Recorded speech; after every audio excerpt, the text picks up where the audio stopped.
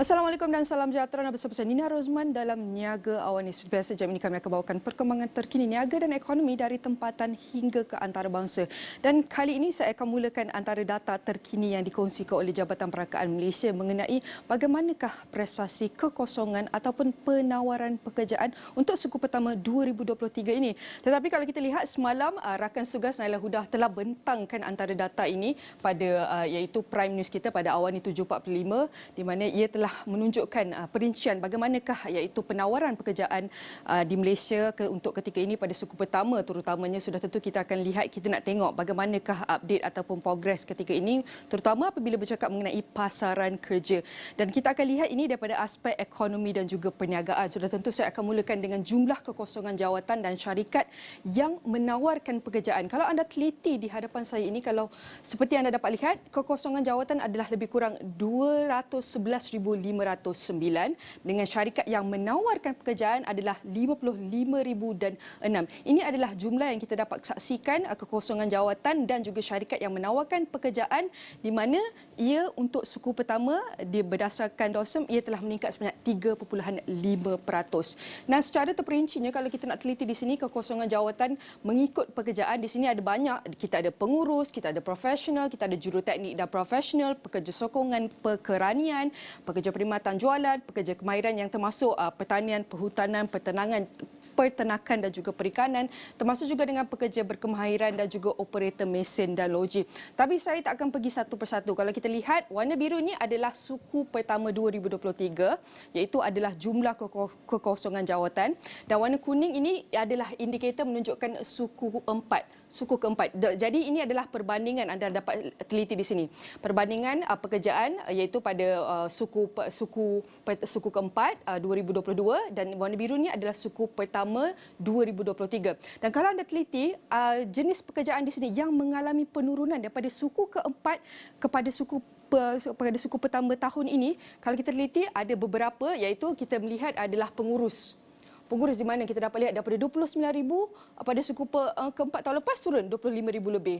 Dan kalau kita lihat profesional juga telah menurun daripada 101,000 lebih kepada 87,000 lebih. Termasuk juga dengan juruteknik profesional bersuku tu tak lari jauh sangat, lebih kurang je untuk suku keempat tahun lepas dan suku pertama tahun ini. Dan kita lihat pekerja sokongan berkeranian juga telah menurun. Di sini kalau kita lihat daripada 18,000 ke 16,000. Namun bukan saja penurunan yang kita akan kongsikan, tetapi ada juga terdapat beberapa pekerjaan yang mengalami peningkatan pada suku pertama dalam penawaran kekosongan. Di sini kita dapat teliti yang mengalami peningkatan pada suku pertama tahun ini adalah pekerjaan-pekerja perkhidmatan dan jualan, pekerja kemahiran, termasuk juga dengan pekerja pertukangan berkaitan, termasuk juga dengan operator. Dan selain itu, apabila kita melihat kekosongan jawatan mengikut pekerjaan, mari kita lihat kekosongan jawatan yang tertinggi. Di sini anda teliti di sebelah kiri skrin anda adalah suku pertama 2023 dibandingkan dengan suku sebelumnya, suku keempat 2022. Dan kalau ada teliti di sini pada suku keempat 2022, di sini kalau kita dapat lihat antara suku pertama 2023, di sini ada beberapa kategori untuk jawatan tertinggi dalam perdagangan borong dan runcit, pembuatan, aktiviti profesional saintifik teknikal, aktiviti kewangan dan insurans pembinaan. Dan kita melihat di sini jawatan tertinggi adalah dirangkumi oleh perdagangan borong dan runcit dan pembaikan kenderaan motor, iaitu sebanyak 35,956, diikuti juga dengan pembuatan, sehinggalah yang paling rendah ialah pembinaan. Itu adalah jumlah penurunan yang sama kita dapat saksikan untuk suku keempat. Namun kalau kita teliti, suku pertama adalah jauh lebih rendah sedikit berbanding suku keempat tahun lepas, dan kita dapat lihat adalah trend menurun untuk jawatan tertinggi, dan 5 kekosongan jawatan tertinggi mengikut negeri, iaitu wilayah persekutuan kekal pada nombor 1 sebanyak 62,727, diikuti juga dengan Selangor dan Johor dan sebagainya. Dan apabila kita bercakap mengenai 5 pekerjaan terhangat, di sini kalau kita teliti antara yang kita boleh cakap popular kan di sini adalah sebanyak yang telah mencatatkan sebanyak 17,409 di sini adalah 5 pekerjaan terhangat untuk suku pertama ini adalah profesional periklanan dan pemasaran. Diikuti juga dengan pengarah urusan dan ketua eksekutif iaitu hampir 10,000. Dan kita dapat lihat juga akaunten juraaudit, profesional bersekutu pentadbiran dan pembangunan perisian. Ini adalah 5 pekerjaan yang kita boleh katakan top 5 untuk suku pertama 2023. Seterusnya kalau kita lihat kekosongan pekerjaan mengikut TVET, COL dan juga STEM. Di sini kalau kita lihat perbandingan antara suku pertama 2023 dan suku keempat 2022. Dari kekosongan pekerjaan adalah daripada kita boleh cakap bidang kebanyakan adalah daripada bidang yang ditawarkan TVET. Di sini anda dapat lihat TVET antara tertinggi lebih 60%, diikuti dengan COL dan juga STEM.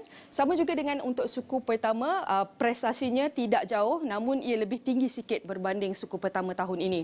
Dan kalau kita teliti 5 kekosongan pekerja tertinggi mengikut TVET, COL dan juga STEM di sini, anda dapat teliti, okey, ini adalah kategori apa yang anda lihat tersenarai ini tidak semestinya jatuh dalam kategori eksklusif under TVET, STEM, COL, tapi ada beberapa pekerjaan jatuh kepada ketiga-tiga kategori ini sekali. Dan kalau kita lihat untuk TVET, kekosongan pekerjaan di bawah TVET adalah profesional periklanan dan pemasaran, iaitu lebih banyak berbanding yang tersenarai di sini iaitu profesional bersekutu pentadbiran, jurutera perisian.